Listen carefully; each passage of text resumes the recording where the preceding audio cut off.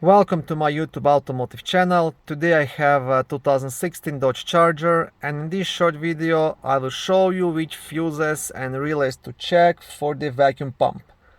This video will apply to 7th generation of Dodge Charger made from 2011 all the way up to 2021.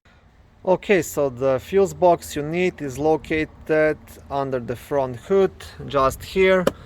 To remove the cover, you'll have two clips, one on this side, one on this side. You want to press them at the same time and leave the cover straight up. On the back side of the cover, you'll also have a small fuse diagram.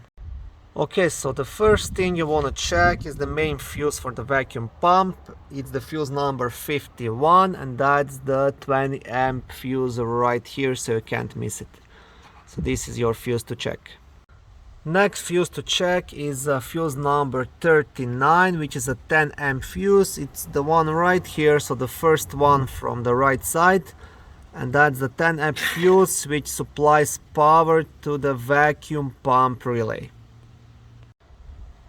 And the relay you want to check is relay number 25. It is the one right here.